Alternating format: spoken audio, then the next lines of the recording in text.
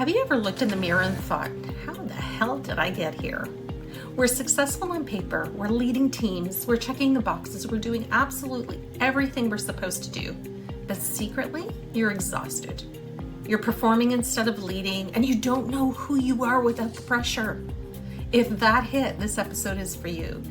Because today I'm sitting down with Brian Bogert, who's a speaker, coach, and one of the boldest voices in identity-driven leadership to talk about how we burn out, not because we're weak, but because we've been taught to abandon ourselves in the name of success.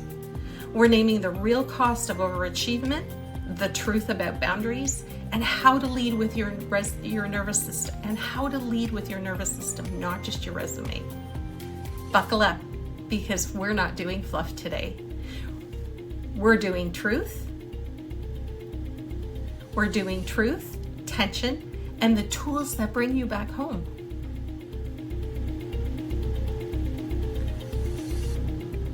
And still scale as a badass leader. Let's go. Welcome to today's Balanced Leader, where we don't do fluff.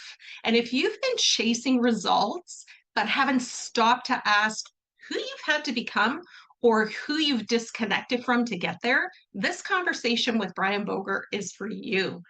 Brian, you're known for flipping the lid on leadership myths, not by giving people more to do, but by guiding them back to what most leaders have forgotten, what I call the inner resources. And that internal clarity, alignment, and truth that gets buried under pressure, performance, and the pursuit of more. So not the polished version, the real one, because if the results aren't rooted in who you are, they're not going to last. So welcome to the show, Brian, and let's get started there. I'd love to hear, why do you think so many leaders chase that next achievement, but resist becoming the version of themselves who can actually hold it and achieve it? I think that it's a lot of the common patterns that shape who we are in this world. You know, I'll start with just the most basic, because I do believe that we're all born as our most authentic, brightest burning light that we'll ever be. Anybody who's ever had kids knows that. I mean, both my kids came out raw, like wanting to take over the world and just all this energy. And yet then what happens? Parents, teachers, coaches, and employers start telling people, you should do this, you shouldn't do this, you should be this, you shouldn't be that, you should want this, you shouldn't want that. Well, should in and of itself is a shame-based word that implies whoever you are, whatever you want, it's not good enough. And so what happens is we start living our lives, funneling ourselves down into this box based on who the world has told us to be versus who we actually are. And there's a whole lot that goes into this, but many high performers, right, in some form or fashion have learned, right, consciously or not, to receive love, validation, and connection through performance, which means that their value, their worth, their accolades, their love, their connection, their everything is dependent upon what they do versus who they are. And so when that's the dynamic, then it is always contingent upon the next outcome, right? And it's very much like in any performance-based world. If you're in sales, a high performer, athletics, politics, we have a very short memory as well. And so how do we operate as a world? What have you done for me lately? Right? So it doesn't even matter whatever accolades or accomplishments people have racked up. In fact, they could be mountains high, but it's very much, what have you done for me today? And so most people, I don't believe, are conscious to the fact that this is even a dynamic in a game that they play. They just focus on the next thing because that's also what the world tells us to do. Show up, put a smile on, push through, perform high, right? Like, let's show the highlight reels. And then now we live in a world where, like, the new rich or wealthy is to become a billionaire. Like, that's the amount of money that anybody actually needs, which, by the way, I don't want to bash any billionaires or anybody making any amount of money. I want everyone to make as much as they can and they want to and are capable of. However, right, like, we really need to start to ground ourselves in needs versus wants and getting really clear in who we are. And I have a personal story. We won't go deep on it, but here's the reality. I almost lost everything and everyone in my life as a result of me. My bank account was full. I found myself empty. I had all the external whats I was ever told I should want: house, car, money, beautiful wife, beautiful kids, everything. Yet I was completely empty inside. That's not a way to live, right? And I could have kept chasing those performance-based outcomes, but here's the reality.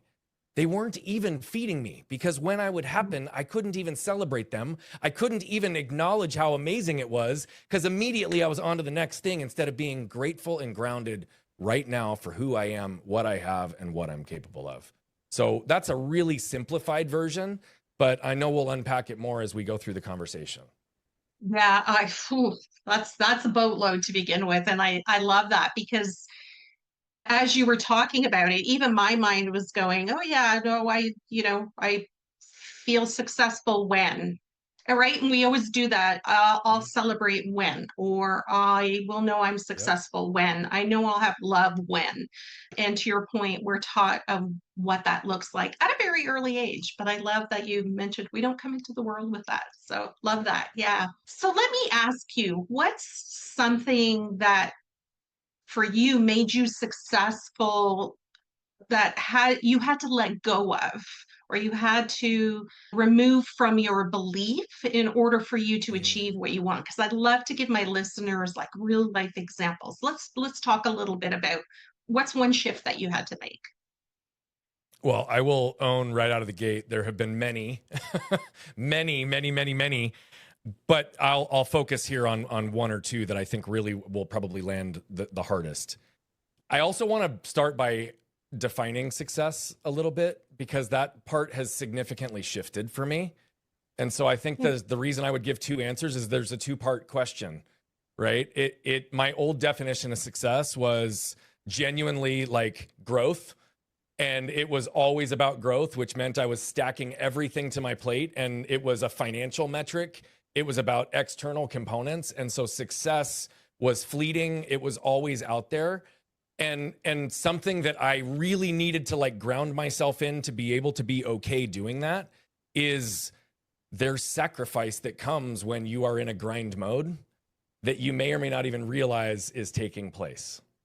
And so I was able to sacrifice certain relationships, some of the ones that were most meaningful for me, because my head was down and I was focused on that external result, and I was able to get laser focused. Now, this isn't a glorified, like this is a good positive thing. I'm highlighting this because it was a choice that allowed me to accomplish the level of success that I thought I wanted, which was external, right? And so over the course of 10 years, my partners and I built a $15 to $16 million practice. But by the time I was 27, it was $10 million, and I was printing money, and I believed that I had everything I ever wanted. Now, I did sacrifice a lot. Now, I also didn't do it unethically, and I didn't ever stab anybody in the back, but it also perpetuated my shame, okay? The reason I slow down to answer this in two parts is because my new definition of success is joy, freedom, and fulfillment. And it's really about getting as much time back as I possibly can, right? Now, I can take that same work ethic, that same level of focus, that same grind mentality, the ability to compress time, put out crazy volume, make a million calls, get to the right people, but yet I didn't leave that business to replicate the same results. I left that business to get more grounded, centered, and clear in my life, because I'm in the season of dad. I have a 10 and 11-year-old. 5 years ago when I left full time, they were little. And I know that I will not get that time back.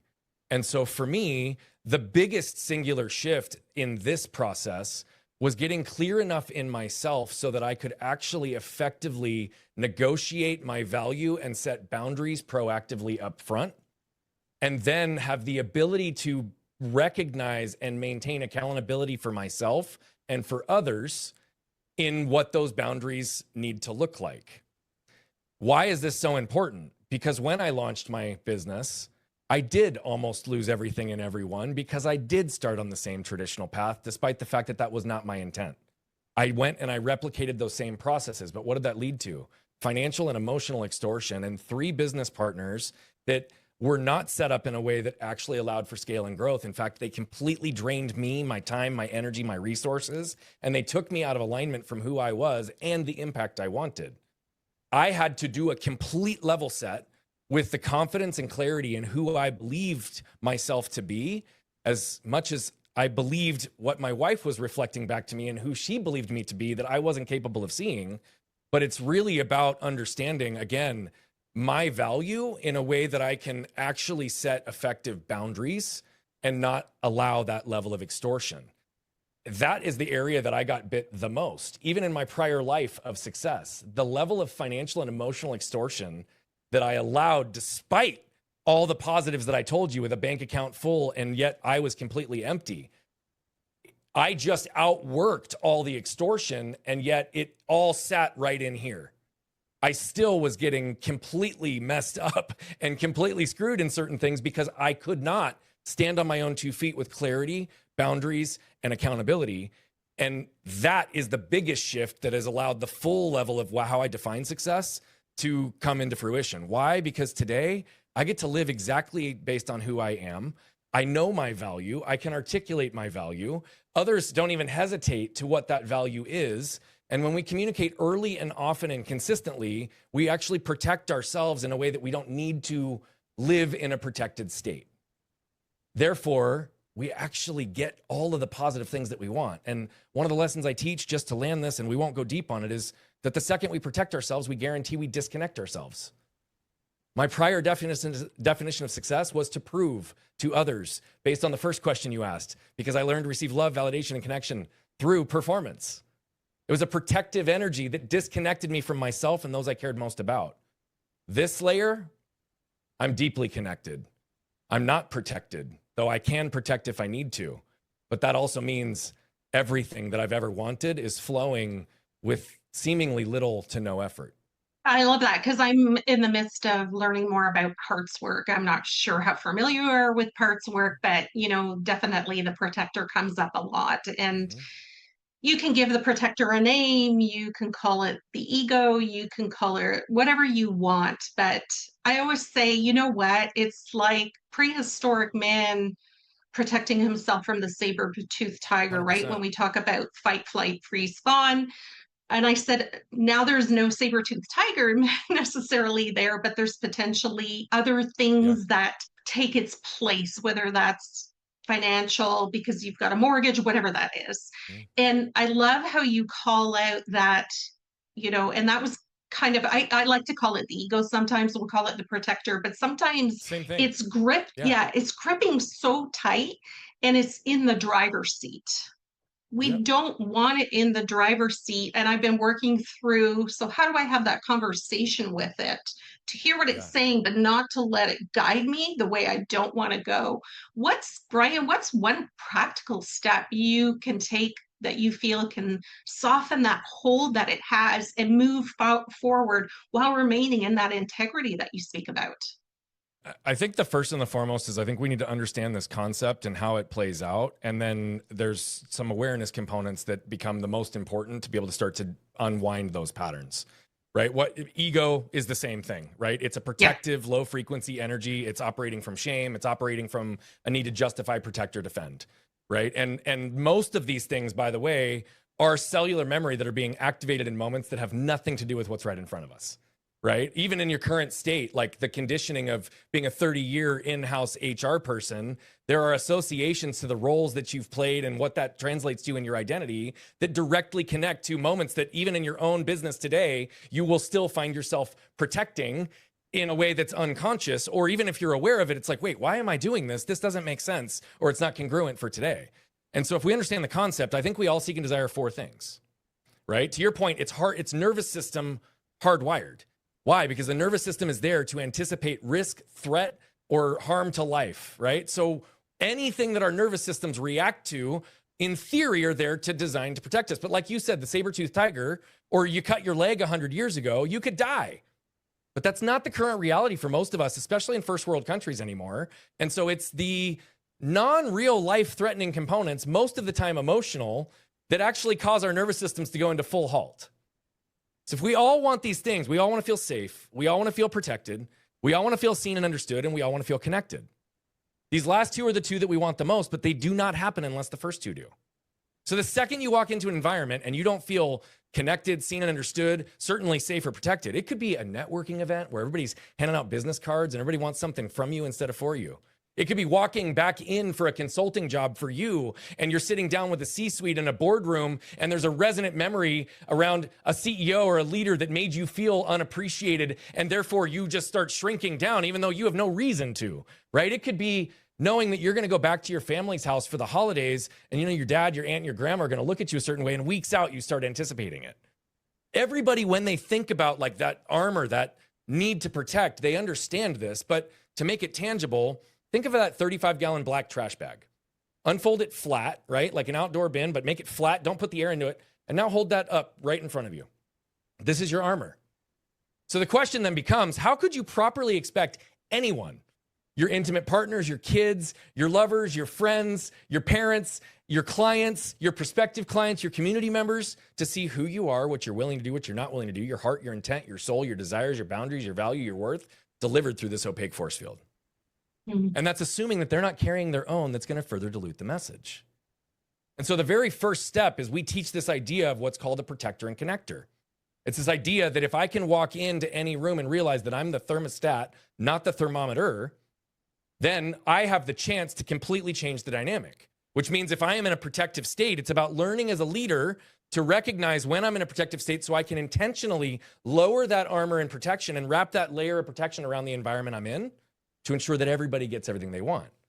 Now, what does this look like? It's done two ways, right? One, you can fabricate convincing yourself that you're safe in a moment to lower your armor short term, which can be done, but it will take more effort over time to do that if that's the only approach you take. The second is to actually do the work to unpack the patterns of your past that cause those cells to react and those beliefs to activate in moments when they're not even real. Right? To get to the source or sources of where those belief systems even were created and to start to do the work to unwind them. Because when you do that, then you can get to what I call a strong spine and a soft front. A strong spine is, I've done the work, just like I suggested in the prior answer, to know who I am, my value, my worth, my desires, my goals, all of it, which means that I can be unwavering in any environment. Have you seen the movie 8 Mile, Caroline? Yes, I have. Yeah. Yeah. You know that really last rap battle with Eminem, and he just like goes off and he's like, I did grow up from across the tracks. My buddy did shoot himself, and he goes off. And then what happens? He drops the mic and his competition had nothing. Strong spine is the ability to get yourself to a place where you realize you have nothing that you need to justify, protect, or defend. When you do that, you're free, because then you can do what I call soft front. It's lowering the armor. I think of my wife and my kids in this. If they want to come to me for love, laughter, light, leadership, do they want to lay their head down on a metal chest piece of armor? No, they want me. And so here's the truth, okay? There's a couple of simple questions that everyone can ask, because this is the direct answer to the question you asked me. What is one tangible thing that I can do, or anybody listening can do, to break this pattern and start to bring awareness to this? The first is you have to bring awareness and understanding to the fact that you're even in a protective state at all. So if you walk into a networking event and you start noticing yourself retreating, making yourself small, getting uncomfortable, someone makes a comment to you and you feel that protection or that defense or that need to justify go up. Everybody knows what this feels like, whether they want to admit it or not. When they actually slow down, everybody knows what this feels like. So I'm just asking you all, because nobody's going to be with me for this to be witnessed, trust yourself. And the second you know that you're in a protective state, I don't care what the variables are, I want you to pause and ask yourself 3 questions. The first is what I'm reacting to right now due to what's right in front of me or the trash from my past? Here's a little trick. 99% of the time, it's the second. The second question, and I'll explain trash from my past in just a second. The second question, if you've not been able to separate, realizing that what you're reacting to isn't due to what's in front of you, but historical memories, cellular memories, and conditioning that's causing you to show up in this moment, it's what am I protecting right now? Because if you can identify what it is that you're protecting, you can break free. My wife used to say something like this to me: hey, honey, what do you want to do with the kids this weekend? But my shame and my anger filter would cause me to hear this: hey, honey, you've not done enough to be a good husband and father here recently, so what are you going to do to make up for it this weekend? Of course I'm defending that. I elevate and I rattle off the 10 things I've done in the last few days to show her I'm a good husband and father. Not even what she asked. What was I protecting in that moment, though? I was protecting that being a father and a husband and a good one is something I care deeply about. And I felt, whether she said this or not, what I heard was she was challenging that. But for me to be able to break down, I don't need to protect that. I don't need to prove that. I don't need to justify that. It allows me to separate in the moment. The third question, if you've still not been able to release the armor yet, is, am I safe? Am I safe physically, mentally, spiritually, and emotionally? And if you can look down, look and see where your feet are, and you can be here in this moment, most of the time, most of us are safe if we actually admit it. And if you can answer the question that I'm safe, then whether you've done the source work or not, it's a choice to decide to open yourself. And no different than what I suggested earlier, it's what allows, but that's then what allows you to connect with yourself and with others in the room and to actually start to overcome those moments. We do a much more comprehensive process of this that we call trigger mapping, where people actually can start to deconstruct the patterns, align them with the physiological patterns in their body, the associated emotions, the external stimulus, so that they are very empowered to actually get ahead of it and reprogram. Because that's what we're doing. We're reprogramming. We're shedding layers and we're reprogramming and getting closer and closer to who we are. And so I said I'd mention this, so I'll wrap it quickly, but all of our concepts are this idea of taking out the trash from your past or transferring your waste into wealth. What is the trash from your past? It's the emotional triggers, behavioral patterns, and environmental conditions that have created a set of beliefs that your life is only further validated. Yet they continue to keep you stuck. They continue to be those dreadful repeating patterns in your lives. And the biggest thing that I want each and every one of you to know is the trash from your past is not your fault. But it does become your responsibility the second you become aware of it, or you start realizing that you're burying others in yours. But the fastest path is awareness and questions to break the pattern in a moment. I love that. I love it. And we call, in my world, when I work with my coach, we call having the conversations with it, but like you have to parent it, right? Because you didn't receive necessarily the parenting that you needed at that time. And so now you need to be the adult, you need to be the parent, and you need to be able to have the conversation with it and give it the love, the support, the accolades, whatever it needs. But I love that, because I think the other piece is we as human beings have a tendency to do the what if negative as opposed to the what if positive. And I've often worked with individuals around, well, what if I lose my job? What if I lose my house as a result? And I'm like, but what if it ends up being the job of your dreams? What if you make so much money because you are so happy, you have abundance in your life, it gives you the freedom to live your life. What if the possibilities are great? And let's look at worst case scenario. What if all of a sudden it's not what you want? Does that mean your world ends? You always have choice in your life. And so it's so important to stop being stuck, because I think that's part of it, right? We're stuck for so long before you know it. We're in our 40s, 50s, 60s, whatever it is, go, that's not the life that I wanted to live.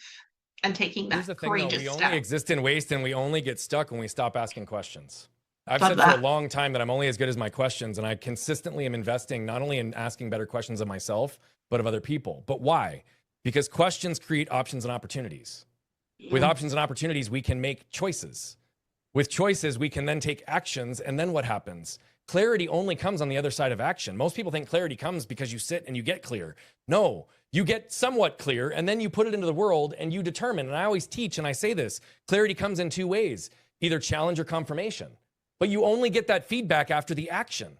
But then it's a repeating cycle, right? So the only time we get stuck is when we stop asking questions of ourselves and of other people, and that's when we exist in waste, right? So many people, because of my story, are like, oh man, how did you overcome everything with your arm and with all the challenges and all the everything? And it's like, but to your point, they were like, well, what if you just not been able to do anything? And I was like, yeah, but what if I could? Just to your point exactly, it's like, no, I've lived my life to try to shatter the expectations, show people what can be possible, show myself what's possible. That only happens through questions. I only learned to tie my shoes with one hand by asking questions, trying different things, figuring out the technique to do it. I only learned how to rewrite a bike after having no lat, no tricep, having lost all my balance by asking those questions. Well, what if I could? I only learned how to get out of the water and water skiing, getting up with one arm, because I was like, well, could I have enough strength in one side to pull myself out lopsided to get, yes. Yes, the answer is always yes. And the question is, though, are you asking yourself the questions that are keeping you stuck and looking retrospectively, or leaning into possibility and opening up what could be? Oh my gosh, love that. So let's relate it back to, because we've got leaders, high performing leaders. and they're often praised for their drive, Mhm. for their decisiveness, for their results.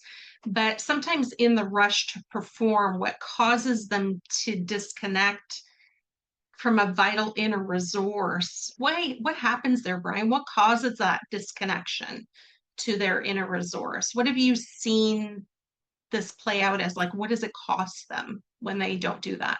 I know it might sound cliche, but I think it costs them everything that actually matters. Right. I'll answer that in a little bit different way. I hate to give like a singular what causes it, because I think there's a lot of Sure. variables that cause it. However, what I will say is I think that there really is a focus, particularly when we get into a rhythm, and high leaders, we're so outcomes focused, we're so results focused, we're so growth oriented and focused, that things can truly be focused and distilled down to numbers, KPIs, performance, and how are we measuring all of these pieces versus all of the intangible components of what leadership really is. Right? Leadership isn't a title, it's a responsibility. Leadership isn't just given to you. Leadership in genuine approach is earned, right? To lead with someone, it means you are leader enough to listen, leader enough to follow, leader enough to ask those questions, and leader enough to be the example and have the vulnerability in order to do so. Where I find most, I'm going to say, high performing leaders get stuck is particularly when they're in a culture that doesn't prioritize and focus on the vulnerable components of the people that run the business. And I don't mean the leaders that run the business. I mean the people that literally drive everything, regardless of whether it's a tech firm and their back-end software, whether their product or they're in a customer-facing oriented retail position. It doesn't matter. There are people in every single business.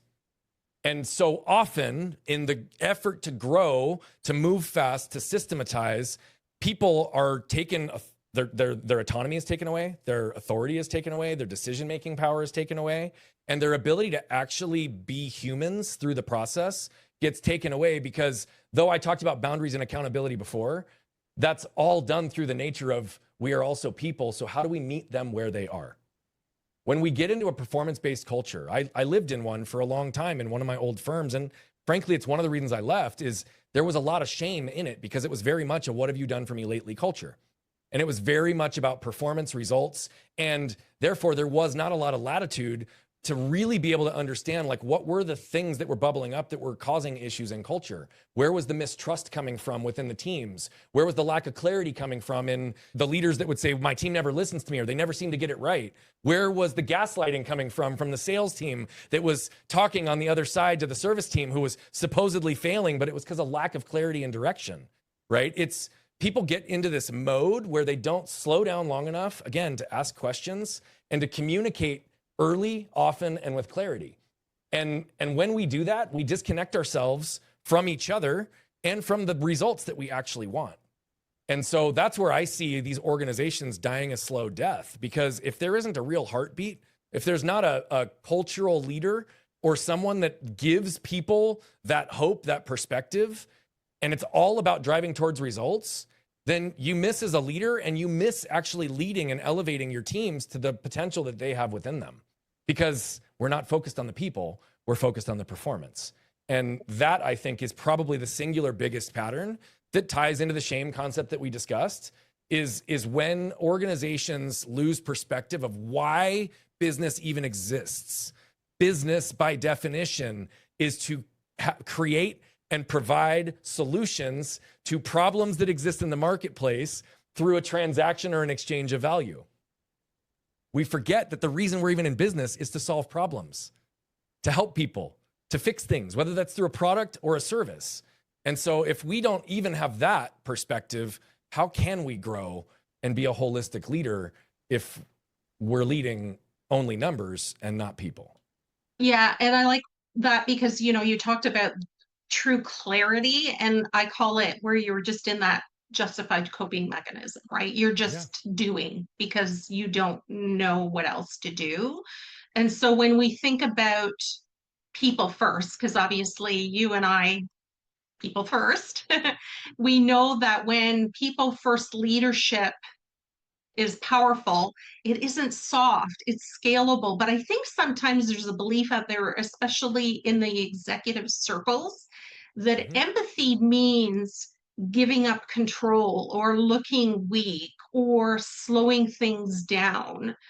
How do you help leaders shift that belief and show that empathy can actually fuel performance and not Yeah. hinder it, particularly in today's climates when leaders are being pushed to protect that margin and performance that you talk about? Yeah. How do you help them hold on to that empathy without feeling like they're losing control? So the big piece that I want to highlight is that control in and of itself is a protective state. It's Mm. typically driven by shame, and control is often there to create safety for people or perceived safety for people. Right. And so I highlight that because one of the big things that I really want to shift in the paradigm is this idea of control. I don't think that leaders actually do have control. I think they have influence. It's when they attempt to maintain control that they disconnect and it becomes a bigger problem. But to the broader question of what you asked, how do we show them that empathy is actually a superpower that can propel them forward versus be viewed as weakness or disconnection? Sometimes it is through working with that individual to just simply shift a perspective. Other times, they need to be able to see it in action and see a different result to actually start to believe and lean in. And so one of the things I do with organizations is I often will come in and I'm what's gets referred to as a communication architect in inflection points for organizations. Okay. And so what does that mean? It means there may be a new leadership direction. There may be a new sales initiative or a whole new cultural branding that's taking place. It could be private equity money that's coming in and a whole new leadership team after a 40-year founder is leaving, right? And all of these are critical, but it's important to understand. But I just did this with an organization not long ago. It was a $250 million senior living organization. The entire C-suite was being replaced after two 40-year founders exited the business. It wasn't a traditional 5-year exit. It was actually a 2-year process of exiting where they sold off portions of the real estate in their senior living business 2 years ago, but they did not hand over the operations and the management until the most recent acquisition. Point in telling you all of this is all of the prior leadership team and the private equity are all more data-driven. They're more numbers-driven in terms of like how they've measured, and that's also where they've gotten a lot of the results. But almost all of them have heart. They have intent and good intent. However, they don't know how to communicate the need for the shift in some of the KPIs and the redirected focus with an average tenure of that organization that was 25 to 30 years who had all worked with under the same leadership. There's fear breeding like all over the place. There's a lack of trust. There's all these components. With them, it had to happen through incremental coaching and conversations with each of the senior leaders over the 2-month window. And then it all happened and came together in a singular event. Now, this isn't the answer for everybody else. I'm trying to help string the story together so you can see where I'm going with this. The truth of the matter is that it happened in little moments of breeding and gaining trust with vulnerability with these new senior leaders and the existing leaders within the organization. Not the whole organization, but the senior leaders that could give them feedback. I challenged them in a few different areas. We leaned in, we asked questions that set that vulnerability, and the empathy started to flow. There was a major disconnecting point though, because senior living, almost everyone in that business got in there to care for people. Almost everybody. They get in there to care for people, to put new programs in place, to help with senior living, to help with assisted living, the medical sides, the extended living, the vitality, all these pieces. They want to care for people and allow aging to be viewed as graceful versus just disconnected. The biggest problem, though, is that the singular variable that would allow them to deliver more care and have more impact actually was a KPI. It's a KPI that was so important for driving the dollars and the cents within each business, and it's occupancy rates. That's how it works in this business. The reason I highlight this and tell this story is occupancy rates in every conversation that they had in the 20 years prior would cause resistance to the senior leadership team because they felt like they were being viewed for performance. Well, if my occupancy rates aren't at the target, then I'm failing, I'm not good enough, or it feels as if it's just sales for sales sake to fill the buildings. When in reality, it is the singular marker that drives revenue and a consistent amount of revenue that we can then derive margin to reinvest in the business. The leaders did not know how to connect those dots. And so we went in and we started asking lots and lots and lots of questions. Each of the senior leaders, the new C-suite, wanted to deliver those dots, but they couldn't. I asked them all to trust me going into this session, and each one of them I helped structure their talk, the way that they could show up, and it wasn't fabricated. It was intentional with the words they wanted to choose. They were so vulnerable and so open in front of a room of 100 leaders across their company that had never met them, that in less than 24 hours, they literally breeded trust. They got everybody on the same page. And then we wrapped the whole piece around a message that allowed them all to rally around the impact and the singular KPI that gives them all the freedom they want. Sometimes it's just as simple as trying to figure out how to bring the leadership language into the frontline language and blending them in a way that we can all be working towards the same thing. At the end of the day, how does empathy work for us? It's realizing that it's not us versus them, it's we. It's allowing ourselves to realize that we have to walk shoulder to shoulder, guide and direct and set the example, but we also have to show the vulnerabilities where we don't have the answers figured out. Why? Because then they want to help us figure out those answers. They want to work on the same solutions to create more impact. So leaders, it's not a hierarchy. In fact, empathy is what puts you beside your team to get them to run through walls for you because they trust you and they see you as human. But when you're a disconnected leader that sits on a pedestal, you're going to only ever be that, and you're not going to get the intangibles out of your people without empathy and vulnerability. I always say that true strength actually hides behind vulnerability. And so sometimes it's a concept that we can teach, and other times we have to be able to show them through results, because when empathy exists, I've never seen a room of people not respond. Ever. I've never seen a room of leaders or team leaders not trust that leader who demonstrated empathy even more, not care for them more, not want to help them more.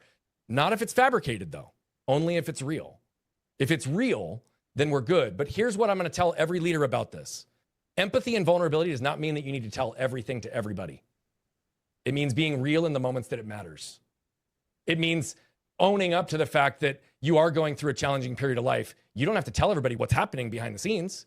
But hey, if I seem a little disconnected, I've got a lot going on in my personal life right now. And therefore, these next couple of weeks, if I either seem on edge or I seem a little distant, all I'm wanting you to do is feel empowered to ask me if everything's okay, if there's anything you can do to help, and to realize it's not about you. It's leading with transparency, leading with clarity so that people don't have to guess. Why? Because what I always used to say is, I know I have a big energy, right? But big energy delivered through armor is confusing as fuck for people. Leadership delivered through armor is confusing as fuck for people. If you want the best out of your people, be a human. Don't be a machine that's just driving performance. Bravo. I'm doing a mic drop because I go back and I think about all the times that I was involved with building culture or adjusting culture or building trust again. And, I think the other piece is the owners, the leaders, the execs, whoever they are, they really have to be open to it, because if you say you're open to it and you're not, they'll call you out on your BS real quick, because the people will know it, they'll feel it.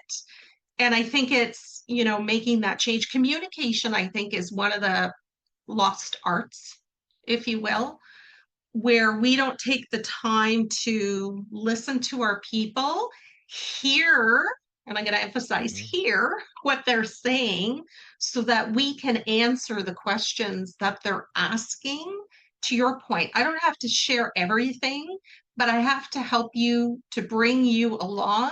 It's just like development. If you want to develop your people, how are you developing them? You have to bring them along. You can't just throw stuff at them and expect to say, well, that's their development. I gave them stretch assignments.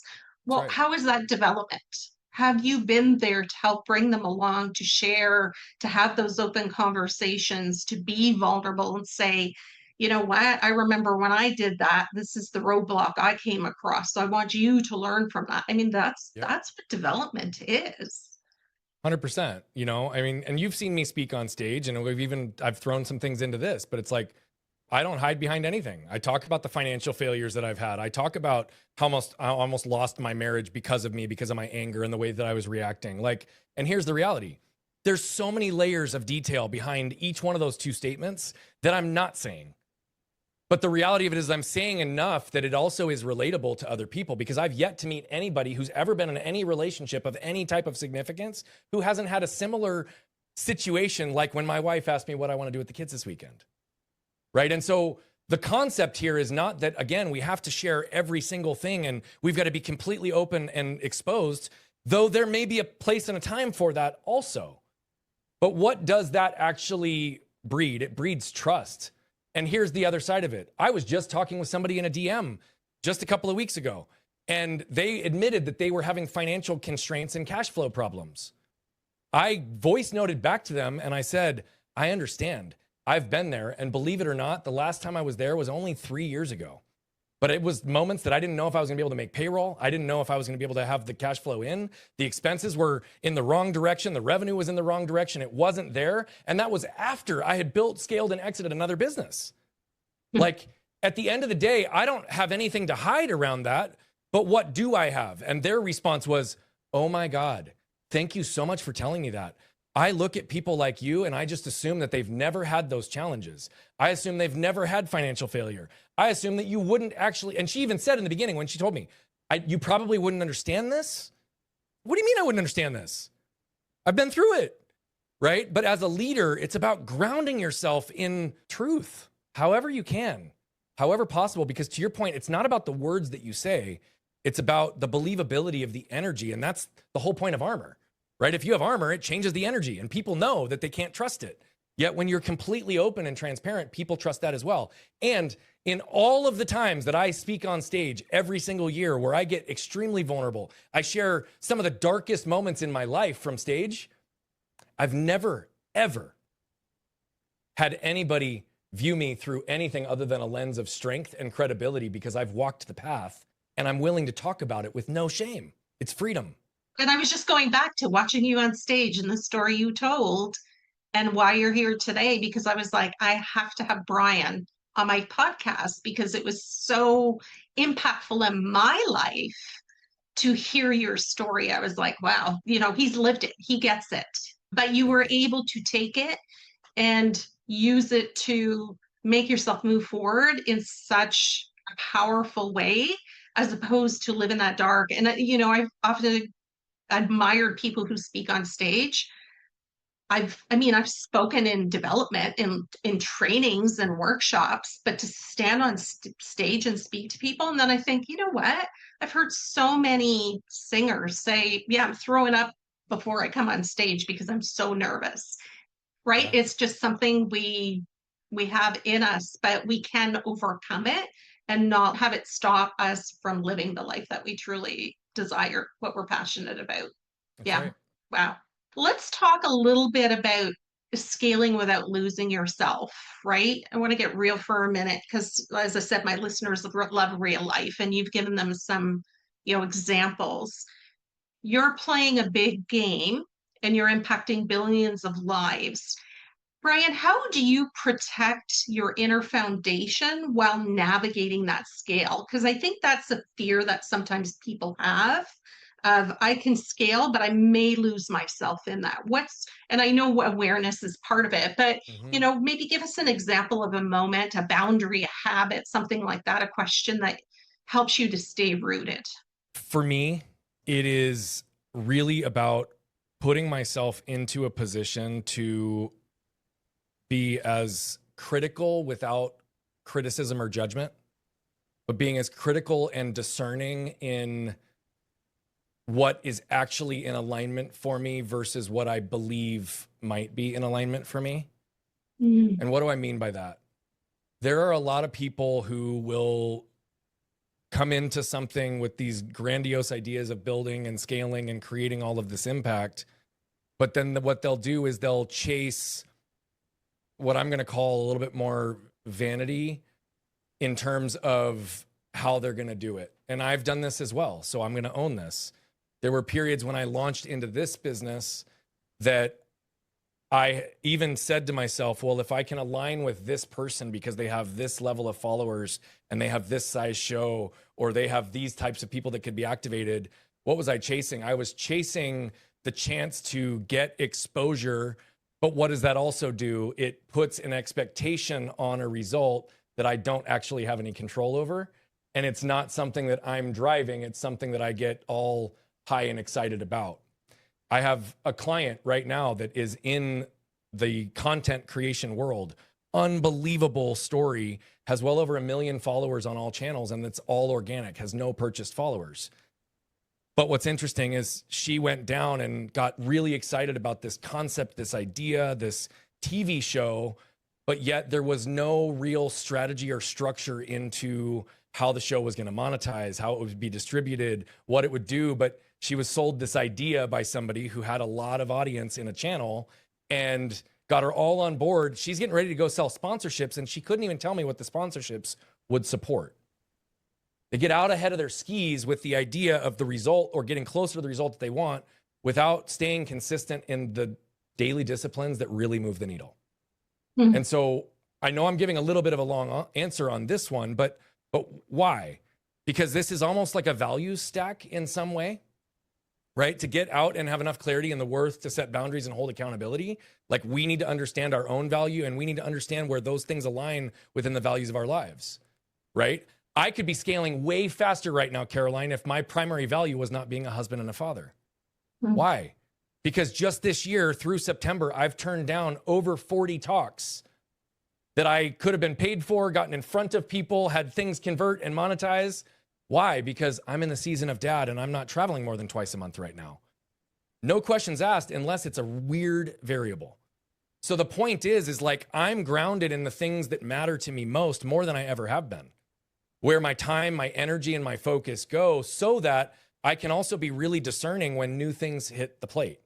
The other piece is that there's a lot of people like myself that like to do lots at once. I could build and create all day long, but what does that also mean? I can easily have 10 projects on my plate and none of them are really moving forward. Or I could have 10 projects on my plate and only 3 of them really align with the real impact and the real path that I want to go down. The others are just ancillary, or I've convinced myself that they are. And so when we're trying and attempting to do too many things, particularly too many things that are not aligned with each other, then it can be a true split of our energy. You and I talked earlier that I don't believe in balance. I don't believe in work-life balance. I believe in work-life integration. I believe there's activities that we get paid for and activities we don't get paid for. And there's only so many of those activities we can do in any given 24-hour period. So how clear are we in the activities that are going to move the needle the most for the things that we value the most, whether that's in our business or our lives or otherwise, because that's where scale comes from. And so with each of these things, we really only reach scale through a combination of systems and processes, people, and technology. And so if we can understand where each one of those things can create scale for us, especially if it's a solopreneur, a small company that's trying to scale and have less employees wherever possible, like myself, it becomes even more crucial that all of your activities are aligned. And so, for example, I'm a big believer in, once we understand the direction that we're going, what are the complementary activities and what are the things that we can do that might hit on each? Stages is one of the top of the activity funnel, like things for me. I don't want to say a funnel because it's not, but every time I'm on stage, my world grows.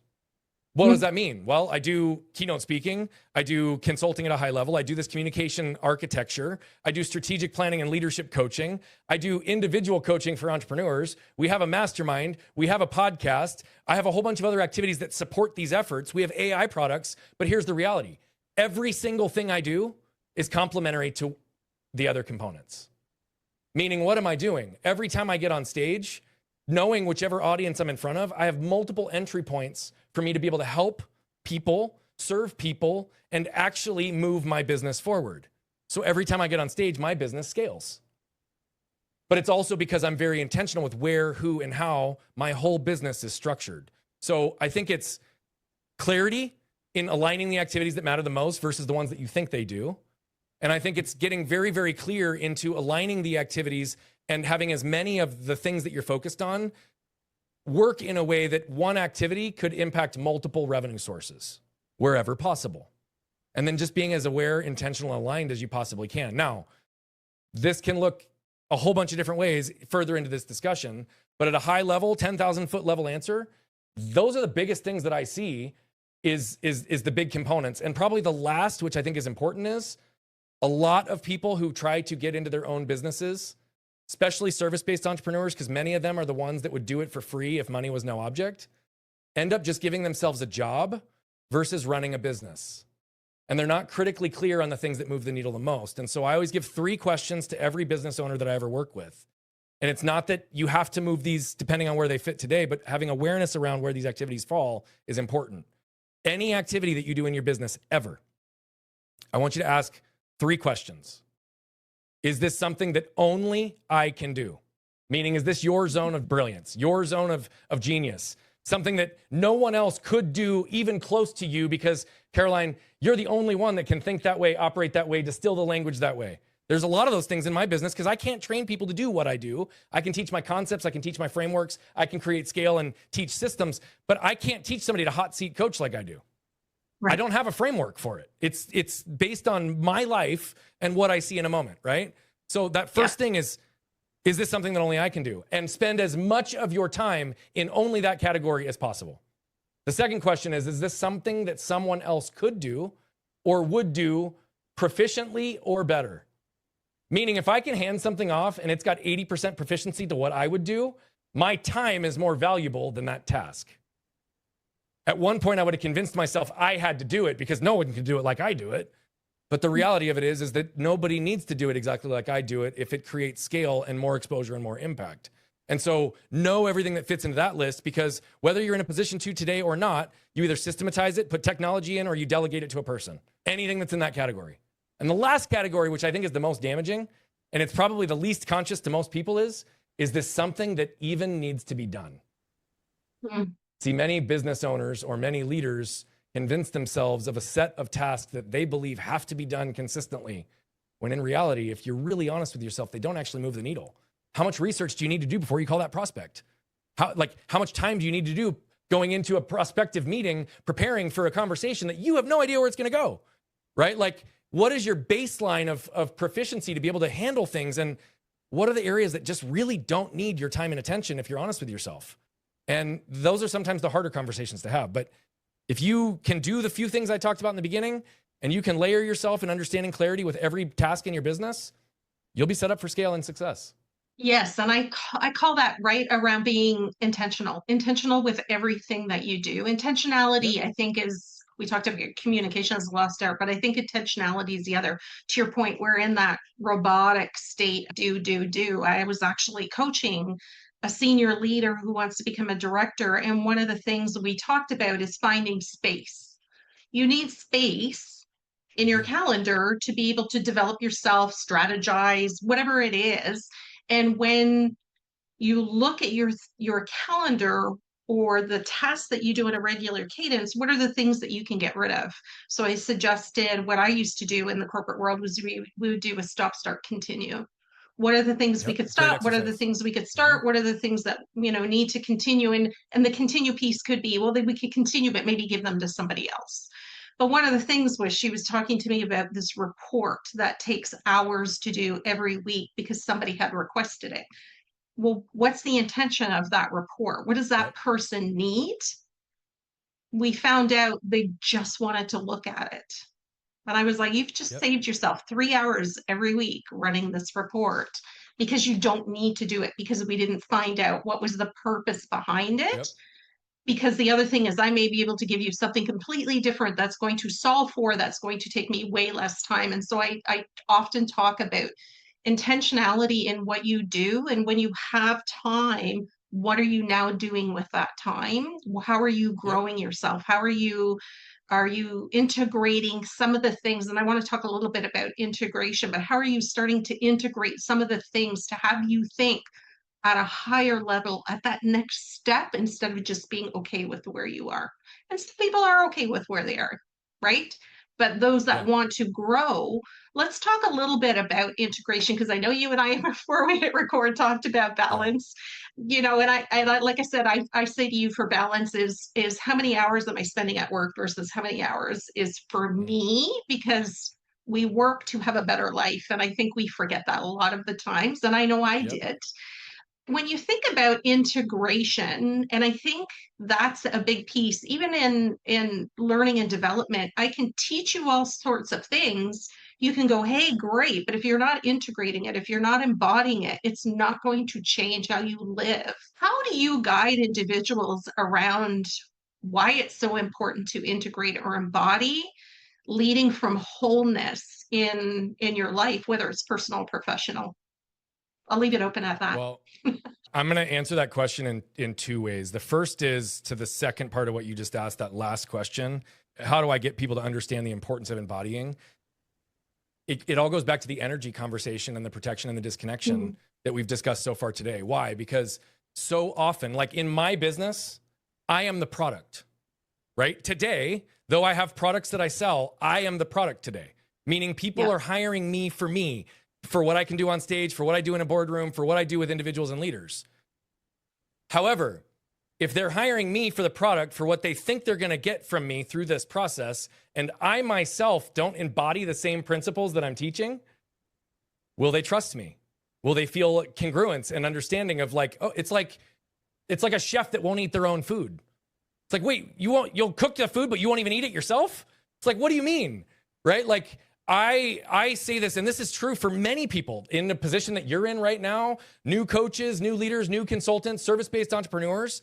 Most of the time, in any service-based in business where there is not a product, and even sometimes with products, you as the leader, the owner, the cultural setter, are the product to begin with.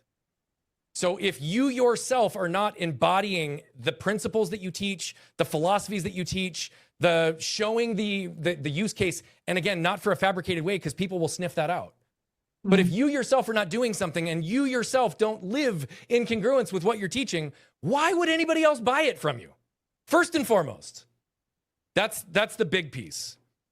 The second, though, is integration for me is I believe that we truly can have all things and everything that we actually want in our lives. We just can't have them all in the exact same moment. And so integration for me is, again, going back to even the alignment around the activities and how do they support themselves, and how do I allow myself to recognize that, to your point, it's not an equal set. I spend this many hours here and this many hours here, but I have set up my life to allow me to pivot and focus where I'm needed at those times. I've told you I'm in the season of dad. I work far less hours than many people would believe, but I am laser focused and dialed in with what I'm doing with that time. But what does integration look like elsewhere? Well, I teach a lot on AI. I was a late adopter to AI. I teach AI through a totally different lens, in the sense that everybody is chasing AI right now for speed, for automation, for impact. And I even say it's one of the greatest investments we can make, right? Because it helps us aggregate information, make decisions faster, connect with things faster. The list could go on for all the things AI can do for us. But coming back to even to your point before, I'm not talking about artificial intelligence. I'm talking about awareness and intentionality. Because with it, we can actually be better leaders, better with artificial intelligence, better with the systems that scale our business. But great example, I wasn't planning to be a published author. You see this book over here, right there. It's called The Cat Who Watched the Wind. Okay, I just filmed a solo episode on my own show where I read it and showed where this came from idea to publish book in 13 days. And why I did it and what I did as a result with the audio. Now, this was because we had a dying cat. He's no longer dying. He made a miraculous recovery, but it was to process and prepare myself and my daughter, who has the special relationship with him. But this is just another example of what I'm meaning. Why? Because she's going to help me record the audiobook version, because it's also a portion of her.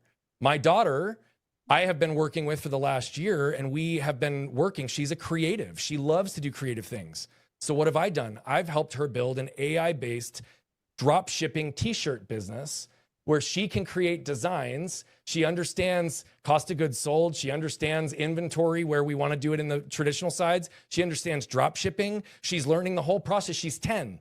It's a process that lights her up. She loves and is excited. But what is it also? It's another way that I get to apply the AI skills, and there's elements that are relevant for it in the ways that I teach business integration. Because why? Yes, now this is a book that I'm getting credit for in my business, but it also comes back to the fact that she wants to write more of these, and we're going to. My son loves gaming. I bought a Nintendo device just to play games with him, a game that he wanted, not for me, for him. Why? Because he wants to become a streamer and he wants to become a gamer. Well, I have all the equipment because of all the podcast stuff.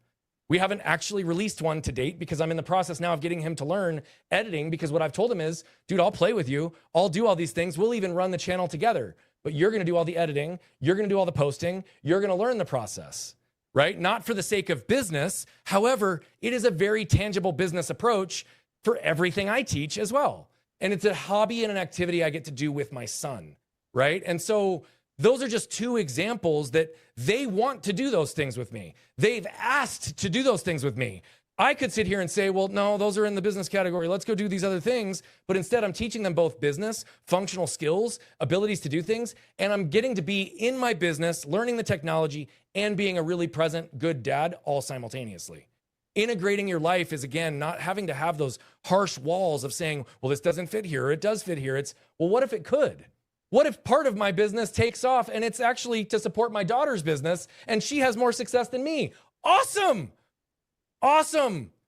Because why? It's still a proof, it's still credibility, and it's still on brand for who I am and what I do. So for me, integration is living in a place of congruence versus conflict in who you are, which is what allows me to walk on stage, walk out into the audience afterwards, meet people at masterminds, show up on a podcast here. People see me on social media, and the feedback that to me is the greatest compliment I could get, Brian, you're the same person in every category.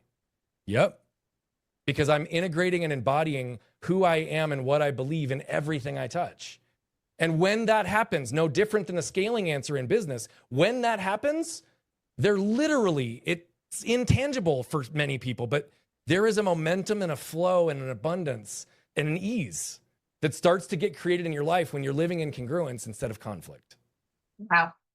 That was powerful. I actually had goosebumps while you were saying that. And I think that's part of it, right? Is really taking our passions and what is it that brings us joy and passion and freedom and abundance. And because that's what life is about, taking that and what can I do with that energy? Because that is something exactly right that I can bring joy value and peace and freedom to others. Yeah, absolutely. And you may or may not have even seen this, but like one of the things I do, I'm a weekend warrior photographer. I love it. I didn't know anything about photography until COVID. I learned it. I've done it. I've gotten pretty damn good at it. But here's the reality. When I go to other events with multiple speakers, you might not have seen this in the back of Growth Now movement, but I had my camera. I knew Justin had professional photographers there, but what do? When I go to events with other speakers, I'll take headshots of them on stage because as a speaker, I know that we can never have enough headshots of us doing what we love on stage. And so what do? I edit it through the lens of a speaker, not through the lens of a photographer. And I'm helping capture in just a moment how I see them, how I felt them on stage. And it's a gift that I give to the other speakers afterwards. I don't charge for it. I don't get hired as a photographer. I never want to. That's not the business I'm in. But that's an example of where I can integrate something, add some additional value, and it's in alignment with something I want to be doing anyway, which is taking cool pictures of cool people, right? But yet it adds value to the event, and people see me up and moving. And so there's all these blended components. The more I've learned to embrace this and live like this in every area of my life, the more fun I have and the more freedom I have. Wow, that's powerful. So myself, for someone listening, right? Like you've just spoken about something amazing that we all want to achieve. What's something that somebody can do? And I'm going to give you a two-part. What's something that somebody can do now to first look at the inner resource that they need to reconnect with? And then what's the one action they can take within the next 24 hours that's going to help them return to themselves to be able to start to see and feel what that feels like? I want anybody who's listening right now to take out a piece of paper and draw a T in it as if you're creating two different lists. Okay. We literally are. We're going to create two lists. The first list is all the people, places, sources of information, environments, things that you do that leave you uplifted, that bring you light, that bring you energy, that bring you joy, that you could be there for 8 hours and it only felt like one because you're in flow. You can't wait to get back to see those people, be in those places, do those things. Everybody knows what that feels like. Write everything in your life that fits on that side of the list. The second list is all the people, places, sources of information, environments, things that you do that leave you feeling depleted, defeated, unworthy, that you have been there for 8 hours slamming your head against the wall and it felt like 80 hours because you do not want to get back to see those people, get in those places or do those things. We all know what those look like, but very few people put awareness or intentionality into actually mapping them out side by side. The action after you create this list is to systematically, wherever you possibly can, be able to reduce, refine, remove, repair the things on the negative side of the list and spend as much on the positive side of the list as you possibly can. Okay? Now, I realize there's complications with this. Well, I can't say goodbye to my family. I can't get rid of all of them. Yeah, but you can set boundaries. You can start taking incremental steps to start to reclaim the value and the good parts of those relationships and protect yourself from the parts that are still damaging or toxic, right? That's a repair, a refine. It doesn't have to be the full removal. But what I find is that more people spend more time on the negative side of their list than they do on the positive. Just by nature. Just because we're in that performance state and we're living our lives. And so all I want you to do is to take everything in your life that you know you touch. Look at it over the average of a month so that you capture the majority of things that you do and make sure everything gets on that list. Honor yourself and spend as much time on the positive list as you possibly can. Why? Because if it's lighting you up, if it's moving you, if it gives you energy, if you can't wait back to see those people, it's because those are the ones that are honoring and reflecting back to you who you really are and what you're really capable of. The other sides are still expecting performance over who you are as a person. They're expecting who the world told you who to be versus who you really are. And I just know that freedom lies on that same list for each and every one of you, even if I taught you nothing else. Yeah, love that. And I think the boundaries, I don't know if I'm going to say this the right way, but I think the boundaries are important. I was just speaking with somebody about that today, because you can create boundaries with someone. It doesn't mean that they're going to honor the boundaries. It doesn't mean that they're going to adhere to the boundaries. But if you stay firm to your boundaries, again, communication is key, but if you can stay firm to those boundaries, they eventually will give up, adjust, adhere to, right? Like it's going to happen, remove themselves, whatever that looks like. With a couple really important caveats, though. One, I think that there's often a misconception around the purpose of boundaries, and particularly for those that they're being set on or for. It's the belief that if someone in my life is setting boundaries for me, it's because they don't want me in their life anymore. And the inverse is actually true. Boundaries are an attempt to actually keep you in their life. And so hear that for someone if you're on the receiving side, as well as for someone who might be setting it. The other side to this is that boundaries are not armor. Armor protects pain. Boundaries are a communicated contract that exists based on your clear existence. And so if you set a boundary, but you're reactionary, or you get resentful, or you get angry, or you get defensive, or you feel the need to justify to defend and uphold that boundary, you are no longer in a position of a boundary. You are existing in a position of armor. Therefore, you will not get what you want. And so boundaries are actually using empathy, clarity, and communication to really be able to set expectations or hopes for the future of that relationship. And it's really just giving yourself that flexibility, but having the courage to be able to stand in that when someone does not respect the boundary that you spoke, and be willing to do something different without causing more damage, because reactions and armor always create damage, which defeats the point of the boundary. So I'll give a very short example of this without going into too much detail. My dad is somebody that struggled with certain elements of building relationships with both of my kids, particularly my son, who's on the autism spectrum and is very literal, okay? And so there would be little things or little components that were really just a neurological way of processing for my son that my dad would receive as he didn't want to be around him, or it would be critical or what have you. And then my dad would get sad. And a lot of men, when we get sad, we get mad. And then it creates damage, right? It's a reaction. And so a boundary I set for my father, and there's a lot more to this story, but it was a very simple one. It's like, Dad, if you ever react, get angry, or get upset with my kids around these things, I'm going to attempt to, if I'm there, diffuse and bring us back to center. And if it does not come back to center, I'm going to be taking my kids and I'm going to be leaving your house. I'm setting what I'm going to do, regardless of what he does, situationally with clarity up front, so that when I leave, it won't be a reaction or a surprise to him either. Now, fortunately, there was only ever one situation that it escalated to that level where I actually had to leave. But guess what? I didn't react. I didn't yell at my dad. I wasn't upset. I tried to calm him. He did not. He went off another way, and I put my hand on his chest, on his heart, and I said, I love you, Dad. We're going to go. We'll talk later.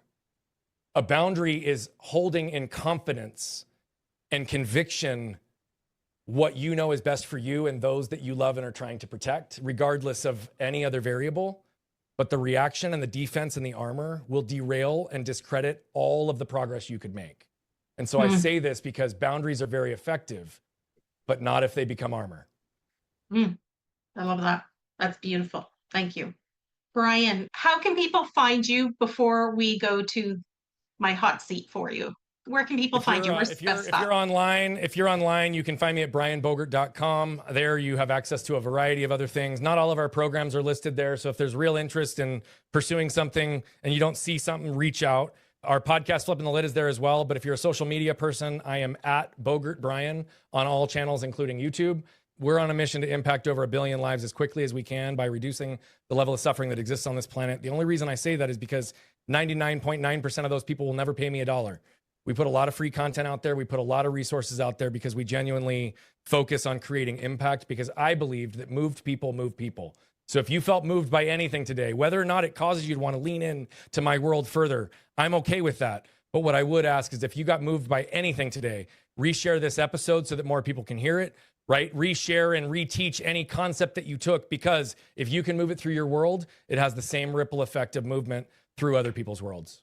Love that. Yes. And I'll make sure everything is included in the show notes, but I often talk about that. Don't assume that somebody else isn't going through something similar to what you are. Share. And I used to love doing that with my team as a leader. I felt it was my responsibility. Hey, this resonated with me. Thought I'd share it with you. Let's have a conversation about it too, if you're interested. So I think that's going to help people move quicker, is when we talk about it and we brainstorm together with love, because that's definitely what the world needs. So I've always asked a question at the end of my show, but I'm changing it up and I'm calling it TBL, Hot Seat Burn the BS. And I have 3 questions for you. They're real quick hits. Okay. So what's one leadership lie you believed for too long? I needed to be the first one there and the last one to leave. Yeah. Second question is, what's one thing you wish more leaders would admit out loud? That they do not have all the answers. And my final question is, what's one overused leadership phrase or buzzword you would happily light on fire?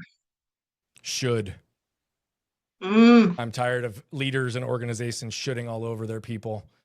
Like I said earlier, should is a shame-based word. It implies whoever you are, whatever you're doing, is not good enough. And too many leaders say, you should have gotten in earlier. You should have made that extra call yesterday. You should have gotten me the report on time. You should have. I want to remove the word should from leadership. And why? Because I have yet to find a situation that we can't replace it with either could or would, right? What could you have done differently? What would you do differently now that you know, right? Change the questions. Why? Because should, as soon as we put people into the shame and blame, growth and opportunity go out the window. And that's one of the fastest ways to remove shame and blame, is to just drop the word should from our language. All right. So I'm retiring the word should from my language. So thank you, Brian. It was an honor to have you on today. I thank you so much for your time. This was so valuable. Thank you. Caroline, thank you for having the heart and making the investment to build a platform that I can come and pour good into the world. I appreciate you and the questions that you asked, and I'm excited to continue to see your impact grow, because your heart is pure and more people need you, my friend. Thank you. Thank you so much, Brian. Thanks for tuning in to today's Balanced Leader. If you want to go even deeper, then visit my website at carolinebarrett.com, find some free resources, and look at all the different ways that I can support you to become your best self. Remember, change begins with just one small step. It's those tiny actions that start you on the path to achieving your dreams and finding balance. And as always, life is an experience. So take a moment to enjoy the journey and appreciate the progress you make along the way. Until next time, keep taking those small steps, savor the journey, and lead with courage and authenticity. This is Caroline, reminding you to stay bold, stay balanced, and keep moving confidently towards your dreams.